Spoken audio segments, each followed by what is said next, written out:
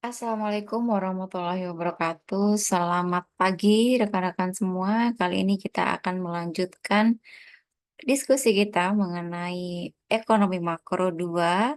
Kemarin kita sudah belajar mengenai kurva IS, bagaimana konsepnya, bagaimana perhitungannya, kemudian bagaimana menggambarkan kurvanya, baik kurva IS itu sendiri maupun menurunkannya menjadi kurva IS dengan 4 kuadran. Nah, pada kesempatan kali ini kita akan melanjutkan materi kita ke kurva LM atau liquidity of money.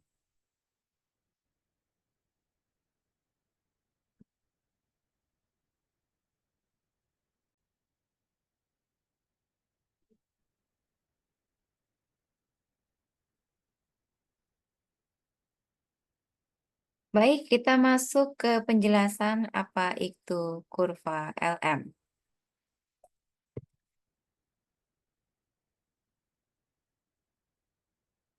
Jadi LM atau liquidity of money adalah kurva atau fungsi yang menunjukkan hubungan tingkat pendapatan nasional dengan berbagai tingkat bunga yang memenuhi syarat equilibriumnya pasar uang. Jadi kalau dua pertemuan kemarin kita sudah belajar equilibrium atau keseimbangan di pasar barang, sekarang kita waktunya belajar keseimbangan di pasar uang. Variabelnya sama, yaitu pendapatan nasional atau Y di sumbu horizontal dan dan bunga atau R di sumbu vertikalnya.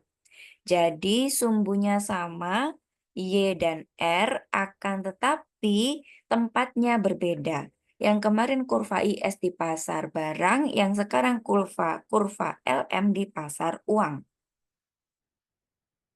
Nah, kalau kemarin syarat equilibrium di pasar barang, kalian sudah tahu bisa dengan dua pendekatan, pendekatan pengeluaran dan pendekatan injeksi dan kebocoran.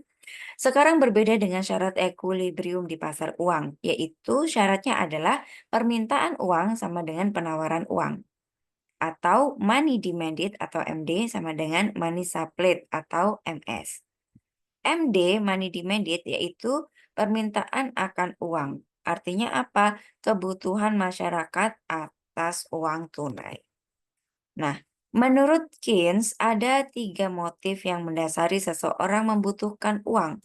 Uang tunai maupun e-money ya, karena dalam di kehidupan sekarang ini uang kartal itu tidak hanya berbentuk uang tunai, tapi juga bisa e-money, bisa juga berbentuk uang giral atau cek. Nah, menurut Keynes ada tiga motif yang mendasari seseorang membutuhkan uang. Yang pertama adalah motif transaksi, yaitu kita perlu pegang uang untuk melakukan transaksi jual beli barang atau jasa, atau disimbolkan dengan LT, liquidity for transaction.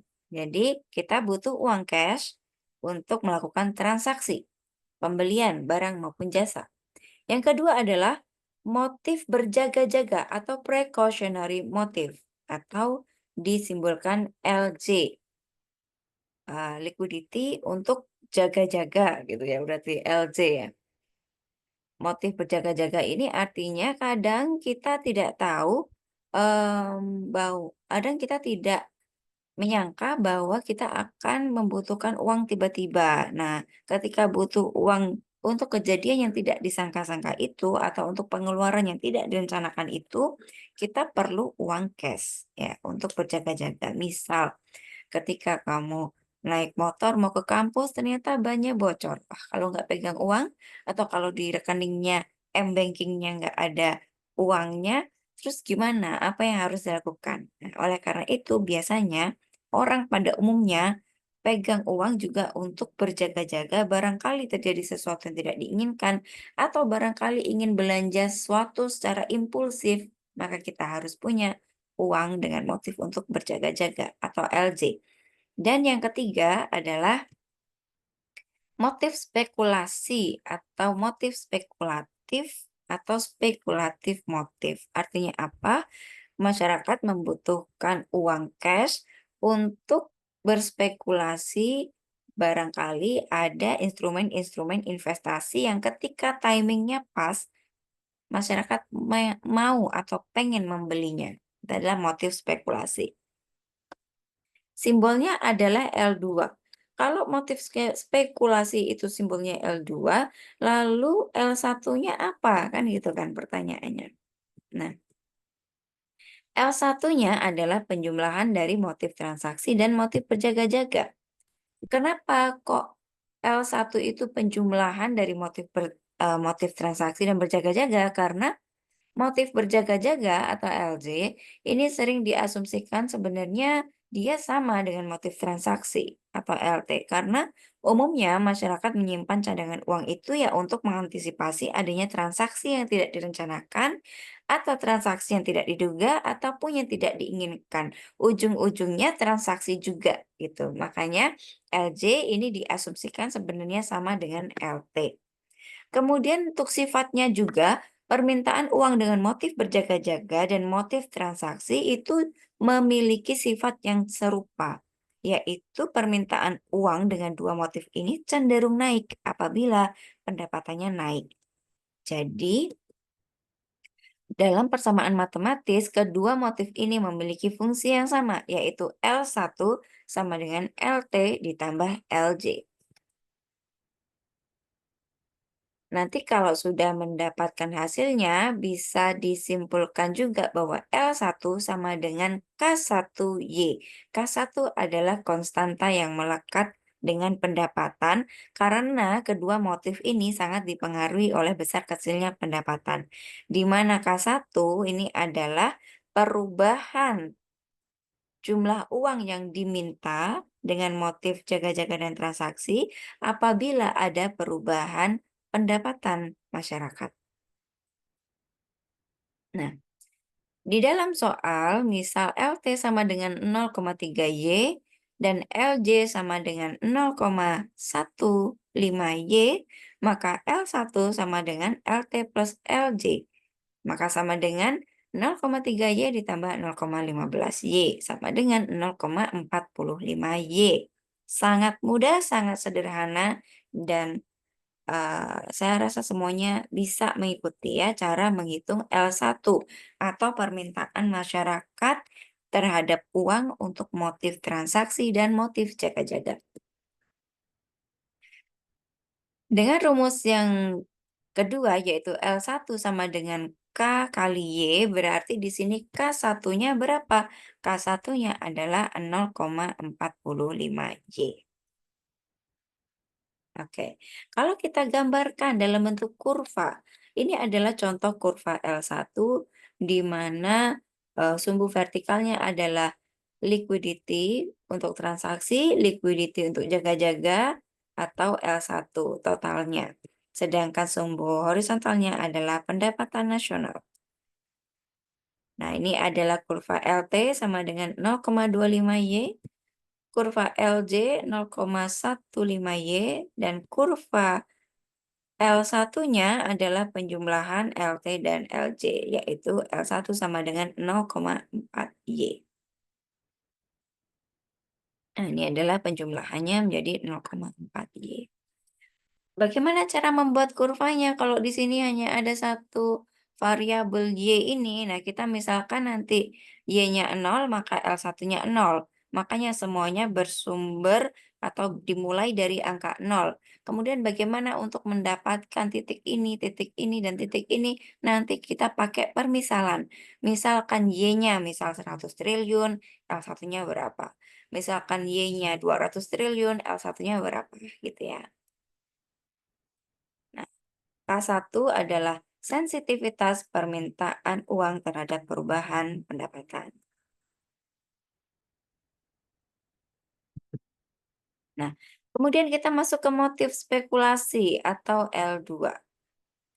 Gambarnya seperti ini ya, motif spekulasi, yaitu ketika tingkat suku bunganya tinggi, maka keinginan seseorang atau keinginan masyarakat untuk pegang uang dengan motif spekulasi itu rendah, karena mereka lebih suka mengistirahatkan uangnya di tabungan dan tidak mau atau cenderung malas untuk berspekulasi investasi ke instrumen investasi apapun.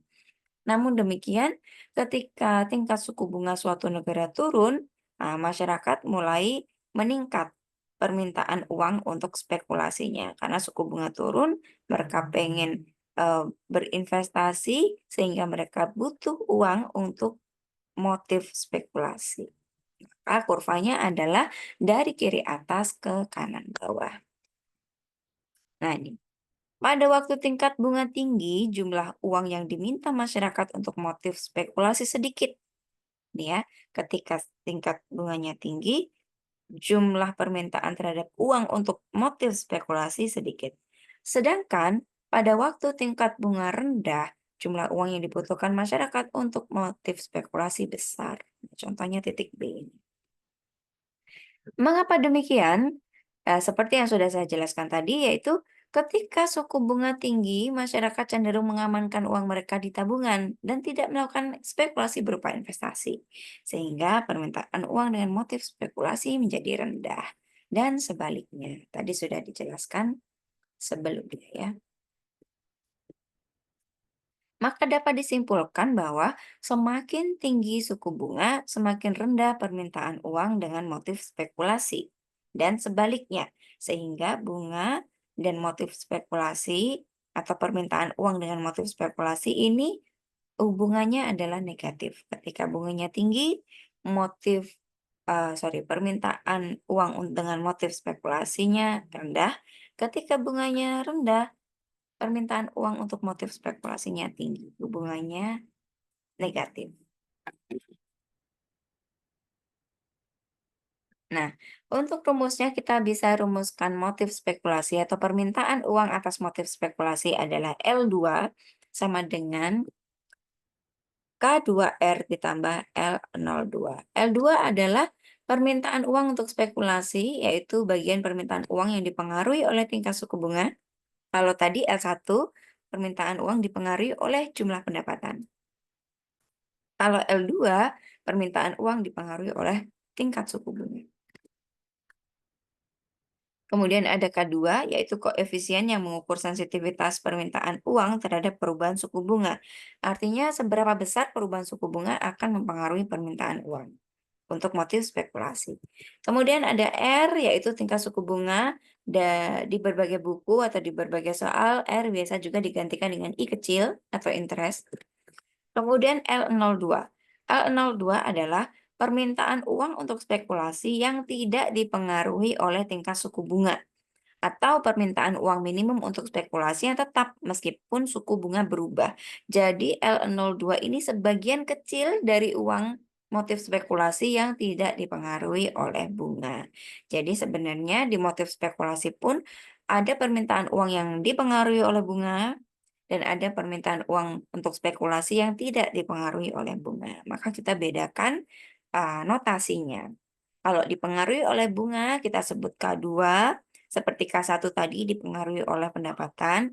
Nah, kalau tidak dipengaruhi oleh bunga, pure motifnya untuk spekulasi berapapun bunganya, maka kita notasikan dengan L02. Ingat, jangan terintimidasi dengan notasi. Ya, ini hanya notasi, ini hanya simbol yang bisa kamu ganti dengan huruf dan angka apapun. Yang penting kamu paham esensinya, kamu paham ceritanya. Gitu ya. Oke. Tadi kita bicara tentang permintaan atas uang, di mana permintaan atas uang ada 3 motif orang atau masyarakat meminta uang cash, yaitu adalah motif transaksi, motif berjaga-jaga, dan motif spekulasi. Sekarang di sisi yang satunya ada penawaran uang atau money supply, yaitu adalah jumlah uang kartal, uang giral, maupun e-money yang beredar di masyarakat. Penawaran uang sangat dipengaruhi oleh kebijakan moneter pemerintah di suatu negara. Jadi yang mengatur banyak sedikitnya penawaran uang di suatu negara adalah bank sentral melalui kebijakan moneter. Nah, ini juga yang membedakan pasar uang dengan pasar barang yang kemarin. Kalau pasar barang yang kemarin itu sangat dipengaruhi oleh kebijakan fiskal, yaitu kebijakan yang mengatur pemasukan dan pengeluaran pemerintah. Tapi kalau pasar uang ini sangat dipengaruhi oleh kebijakan moneter, yaitu kebijakan yang mengatur banyak sedikitnya uang yang beredar di masyarakat. Nah, kemudian juga sebelumnya untuk kebijakan moneter ini kalian ingat beberapa kebijakan moneter yang sudah dipelajari pada saat di Makro 1. Ada politik diskonto, ada kebijakan uang ketat, kemudian ada jual beli surat berharga milik pemerintah. Saya harap kalian tidak melupakan itu ya. Ada juga kredit selektif. Jadi ada setidaknya 4 kebijakan moneter yang digunakan oleh pemerintah untuk menambah ataupun mengurangi jumlah uang yang beredar. Semoga kalian tidak lupa. Kalau misalkan lupa, boleh di-pause dulu video ini dan kalian browsing dulu macam-macam kebijakan moneter dan efeknya terhadap jumlah uang yang beredar. Atau selain dengan kebijakan moneter, jika pemerintah suatu negara dapat secara leluasa mencetak uang, seperti teorinya Mardy-Gowick kalau kalian mengikuti, yaitu mengatasi kemiskinan dengan mencetak uang baru gitu ya kalau kalian ngikutin. Tapi itu juga sudah disanggah oleh Ferry Irwandi, YouTuber dan ekonom juga. Nah, kalian kalau tidak ngikutin harus search sekarang. Tapi jangan sekarang ya, diselesaikan dulu ini. Setelah itu untuk materi eh pengayaan kalian boleh lihat YouTube-nya Ferry Irwandi dan Mardigu Wowick. Yang satu bilang si Mardigu bilang mengatasi krisis ekonomi gampang, kita cetak aja uang seperti Cina. Nah, tapi kemudian dibantah oleh Ferry Irwandi dengan berbagai argumennya. Tidak semudah itu mengatasi kemiskinan dengan mencetak uang baru. Ada banyak konsekuensi yang harus dipikirkan oleh pemerintah. Nah, itu pembahasan yang lain lagi. Tapi menarik. Kalian boleh nanti ikutin YouTube-nya ya. Nah, tapi kita asumsikan jika pemerintah di suatu negara secara leluasa mencetak uang, maka mencetak uang ini dapat dianggap sebagai salah satu sumber peningkatan jumlah uang yang beredar di masyarakat. Jadi banyak sedikitnya jumlah uang yang beredar bisa juga dipengaruhi oleh kebijakan pemerintah untuk mencetak uang baru. Kalau pemerintah mencetak uang baru, berarti jumlah peredaran uang di masyarakat atau money supply akan meningkat dan sebaliknya. Kemudian jumlah uang yang beredar atau penawaran uang juga bisa dipengaruhi oleh neraca pembayaran suatu negara. Semakin surplus neraca pembayaran suatu negara, maka jumlah uang yang beredar semakin banyak dan sebaliknya, apabila neraca pembayarannya defisit, maka jumlah uang yang beredar atau penawaran uang atas uang menjadi turun. Nah, dalam pembahasan kali ini diasumsikan jumlah uang yang beredar itu dianalisis dalam jangka pendek sehingga nilai nominal uang sama dengan nilai realnya.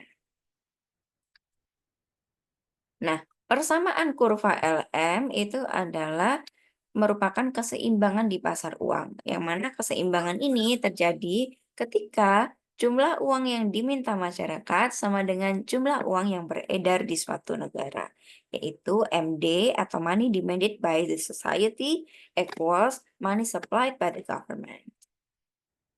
Nah, di mana MD atau money demanded sama dengan L1 plus L2. L1 tadi masih ingat, L1 adalah permintaan atas uang untuk motif transaksi ditambah permintaan uang untuk motif jaga-jaga. Sedangkan L2 sama dengan K2R ditambah L02. Maka M sama dengan atau money demanded atau money supply karena kan money demanded sama dengan money supply ya, sama dengan K1Y ditambah K2R ditambah L02. Nah, ini adalah persamaan yang pertama. Seperti halnya dengan keseimbangan di pasar barang, ada dua pendekatan untuk menghitung persamaan kurva IS.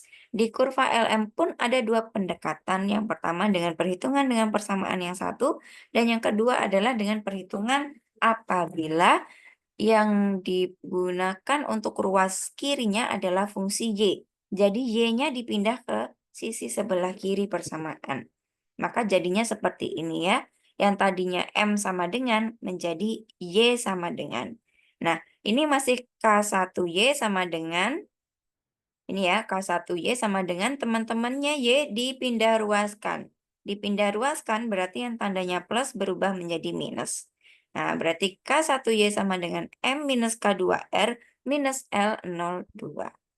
Ah, untuk mendapatkan Y-nya berarti K1-nya harus dihilangkan. Caranya bagaimana? Dengan membagi sisi kanan dengan K1. Seperti ini. Ini adalah persamaan yang kedua. Baik dihitung menggunakan persamaan yang pertama maupun dihitung dengan menggunakan persamaan yang kedua, hasilnya persamaannya harus sama. Seperti juga yang di kurva IS. Apabila persamaannya tidak sama berarti ada perhitungan yang salah dan kalian harus menelitinya satu persatu dari awal. Itu ya. Sekarang kita langsung ke contoh soalnya. Nah, contoh soal jika sebuah perekonomian mempunyai data sebagai berikut, jumlah uang yang beredar 200 miliar, ini kurang banyak ya, harusnya triliun, tapi it's okay lah. Nanti kalian bisa ganti triliun ya, karena ini di suatu negara. Kemudian permintaan uang transaksi 0,25Y, permintaan uang berjaga-jaga 0,15Y, permintaan uang spekulasi, sorry salah ini ya, L2 sama dengan 160 min 4R. Tentukan persamaan fungsi kurva LM-nya. Nah, jawabannya bisa kita jawab menggunakan dua pendekatan atau dua persamaan. Yang pertama dikerjakan dengan persamaan yang pertama, yaitu MD sama dengan MD sama dengan L1 plus L2. Kita masukkan L1-nya sama dengan LT plus LJ. 0,25 ditambah 0,15Y sama dengan 0,40Y. Sangat sederhana, sangat simpel, jangan bingung. Kemudian L2-nya sesuai soal 160 min 4R. Maka kita bisa hitung M sama dengan L1 plus L2. L1-nya 0,40Y dimasukkan 0,40Y, L2-nya 160 min 4R dimasukkan. M-nya sudah diketahui 200 dimasukkan. Kemudian dari sini nanti kalian bisa pindah ruaskan Y-nya menjadi di sisi kiri, kemudian M-nya dipindah di sisi kanan. Ini diasumsikan 160 min 4R-nya yang pindah ruas jadi 160-nya minus, min 4R-nya menjadi plus. Kemudian kamu dapat 0,40Y sama dengan 40 plus 4R. Y sama dengan 40 dibagi 0,4 ditambah 4 dibagi 0,4R. Sorry, ini R ya, bukan Y. Ini R. Kemudian didapatkan Y sama dengan 100 plus 10R. Kita sudah dapat persamaan kurva LM dengan rumus yang pertama. Sekarang kita coba dengan rumus yang kedua. Langsung aja kita masukkan ke rumusnya. M-nya sudah diketahui 200, K1-nya sudah diketahui 0,4, K2R-nya sudah diketahui. Berapa K2R? Adalah konstanta yang menempel pada R, pada bunga, yaitu 4. Dan L02-nya adalah 160. Dilihat, jangan salah, jangan sampai lengah. Di sini adalah tandanya minus. Maka kalau di sini min 4R, minus ketemu minus 4R berarti nanti jadinya, nah ini ya, minus ketemu minus 4R berarti nanti jadinya positif. Ya. Nah, bisa dilihat hasilnya juga sama. Baik menggunakan rumus pertama maupun menggunakan rumus kedua, hasilnya persamaan kurva LM-nya sama. Y sama dengan 100 plus 10R. Nah, selanjutnya bagaimana menggambarkan kurva LM? Kita buat dulu sumbunya. Sumbu yang horizontal adalah sumbu Y, sumbu yang vertikal adalah sumbu R atau bunga. Setelah itu sama seperti kurva IS kemarin, kita misalkan dulu. Misalnya, oh sorry ini sudah jadi duluan ya. Perhitungannya mana ini? Misalkan Y sama dengan 0. Nah, apabila Y sama dengan 0, maka R-nya, nah ini ya, kamu pindah ruaskan, R-nya adalah minus 10. Maka di sini apabila Y 0, R-nya minus 10. Kemudian dimisalkan lagi dengan titik koordinat 0, minus 10. Kemudian dimisalkannya lagi jika R sama dengan 0. Jika R sama dengan 0, maka Y-nya sama dengan 100 dengan titik koordinat 100,0 di sini. Kemudian dihubungkan dengan garis, ingat kalau di luar kuadran 1 garisnya harus putus-putus, kemudian setelah masuk kuadran 1 maka garisnya harus lurus. Nah, inilah kurva LM-nya. Jadi kurva LM bentuknya beda dengan kurva IS. Kalau kurva IS dia dari kiri atas ke kanan bawah, kalau kurva LM ya, kurva LM karena hubungannya Y dengan R adalah positif. Nah, maka untuk kurva LM itu dari kiri bawah ke kanan atas. Artinya apa? Semakin tinggi tingkat suku bunga, maka pendapatan nasionalnya akan semakin naik. Nah, kok bisa? Kok di kurva IS semakin tinggi suku bunga, pendapatan nasionalnya semakin turun. Tapi di kurva LM semakin tinggi suku bunga, maka pendapatan nasionalnya semakin naik. Nah, gimana ini bisa terjadi? Nanti akan dijelaskan dengan penurunan kurva LM. Contoh misalkan tingkat suku bunganya 5 ya, tingkat suku bunganya 5 maka kamu masukkan saja angka 5 untuk menggantikan R, maka didapatkan pendapatan nasionalnya adalah 150. Maka di sini, nah, disinilah titiknya. Kemudian apabila R-nya 10, maka Y-nya bisa kamu hitung adalah 200, maka titiknya di sini. Maka benar bahwa kurva LM berbentuk melereng dari kiri bawah ke kanan atas. Oke. Sekarang bagaimana caranya menurunkan kurva LM dengan 4 kuadran? Nah, pertama kita gambar dulu kurvanya ya. Kita gambar dulu kurvanya. Yang pertama kurva LM-nya. Kita gambar dulu dengan permisalan yang sudah kita hitung tadi, kita gambarkan kurva LM-nya. Kemudian yang kedua yang harus digambar adalah kurva L2 atau kurva permintaan uang dengan motif spekulasi. Tadi sudah ada fungsinya, fungsi L2. L2 sama dengan 160 min 4R. Nah, ini kamu misalkan juga, misalkan L2-nya 0, R-nya berapa, misalkan R-nya 0, L2-nya berapa. Sudah saya hitungkan. Ketika L-nya sama dengan 0, maka R-nya adalah 40, ya, tingkat bunganya adalah 40. Tapi kalau misalkan yang kedua, nah, ketika tingkat bunganya 0, maka L-nya adalah 160. Nah, ini kita gambarkan kurvanya seperti ini. 0,40, 160,0. Ya, kurvanya seperti ini ya, kurva permintaan uang untuk motif jaga-jaga. Yang ketiga, ini adalah kurva money demanded sama dengan money supply atau money supply sama dengan money demanded. M ini mewakili money supply, L ini mewakili money demanded atau permintaan uang. Jadi L ini, sorry,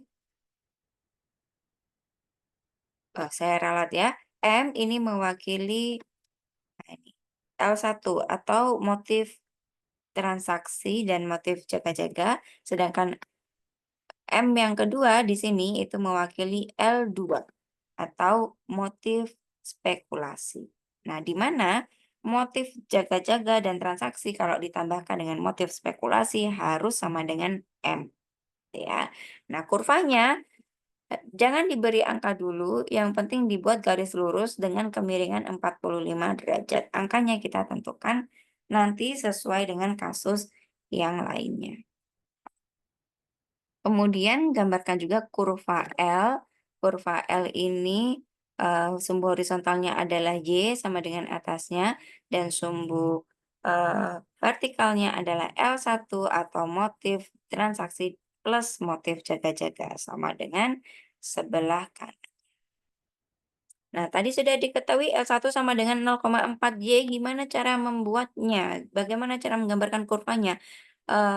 Mau tidak mau kita harus melakukan pemisalan.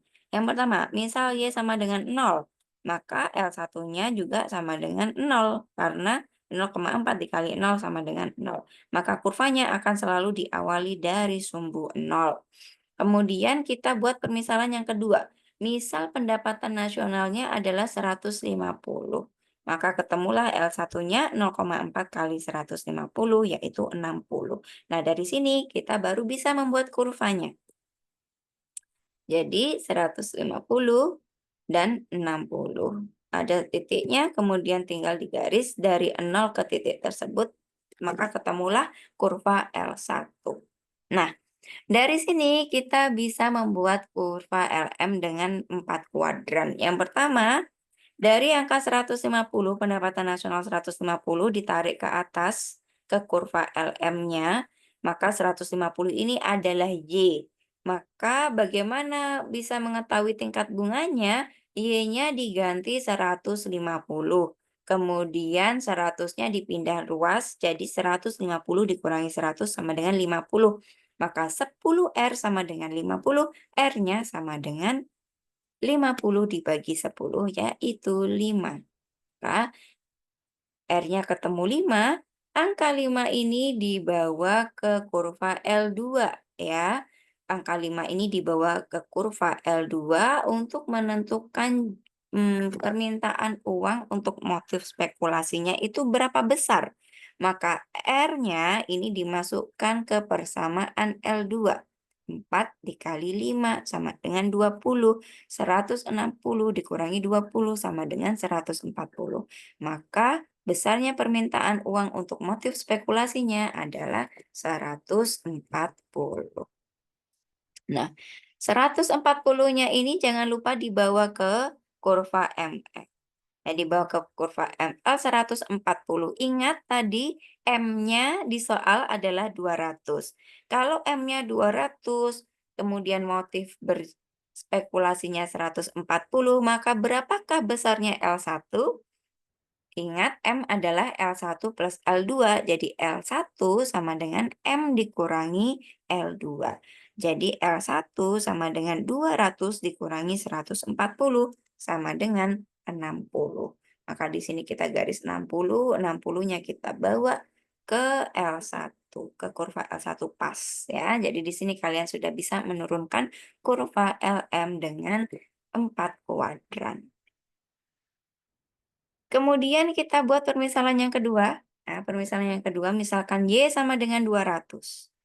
Apabila pendapatan nasionalnya naik menjadi 200, maka kita bisa cari L1-nya. L1 motif transaksi, motif masyarakat meminta uang untuk transaksi dan jaga-jaga. Berarti 0,4 Y. 0,4 dikali 200. Berapakah 0,4 dikali 200? 80. Jadi sumbu koordinatnya atau titik koordinatnya 200,80. Ya, 200,80. 200-nya seperti tadi kita bawa ke atas, 200-nya menjadi Y untuk kurva LM, maka Y-nya ini diganti 200, kemudian 100-nya dipindah ruas, 200 dikurangi 100 sama dengan 100. 10R sama dengan 100, R-nya sama dengan 100 dibagi 10 sama dengan 10. Nah, maka R-nya sama dengan 10, 10-nya dibawa ke kurva L2 untuk mencari L2-nya berapa. Jadi 10-nya dimasukkan ke sini. 4 dikali 10, 40, 160 dikurangi 40, ketemulah L2-nya 120. 120-nya dibawa ke kurva M, L, maka ketemulah L1-nya 200 dikurangi 120 yaitu 80 sama persis dengan kurva L1. Ya, semoga kalian paham. Kalau penjelasannya terlalu cepat, silakan diulangi berkali-kali juga nggak apa-apa. Saya juga nggak akan pegel karena ini sudah direkord gitu ya. Baik, seperti itu menurunkan kurva LM dengan 4 kuadran. Nah, sekarang bagaimana ceritanya tentang pergeseran kurva LM? Nah, jika jumlah uang yang beredar bertambah, maka kurva LM akan bergeser ke kanan. Sebaliknya, apabila jumlah uang yang beredar atau MS berkurang, maka kurva LM akan bergeser ke kiri. Gini ya.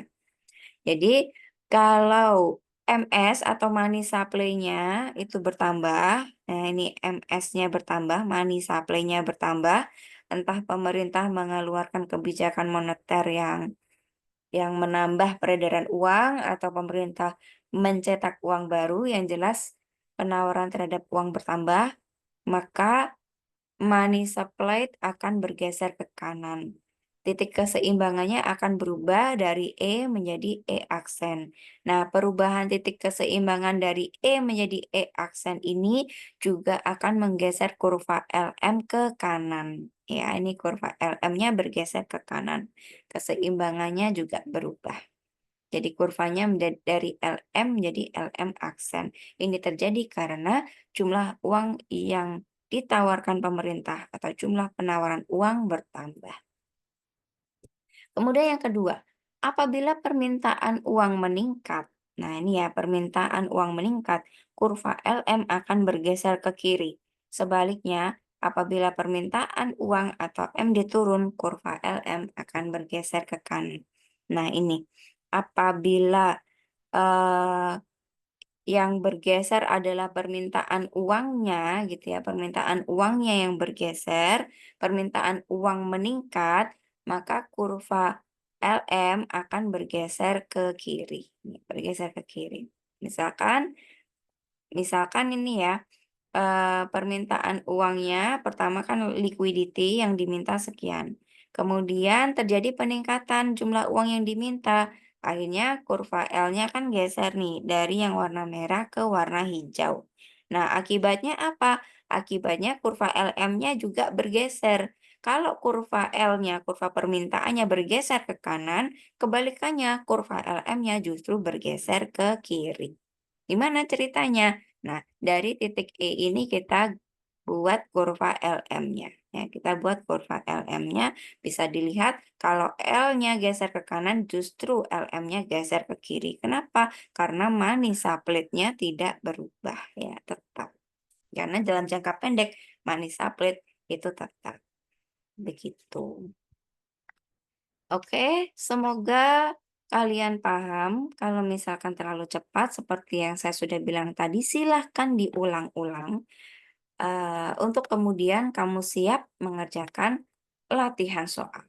Nah, di sini saya beri latihan soalnya untuk kurva IS juga, untuk memastikan kalian tidak lupa materi yang kemarin, kurva IS. Silahkan dikerjakan, ada 3 pertanyaan. Untuk satu soal, yang pertama adalah persamaan kurva IS-nya dengan 2 pendekatan, yang kedua gambarkan kurvanya dengan 4 kuadran, dan yang ketiga ini baru, semoga kalian sudah paham dan bisa menyelesaikannya.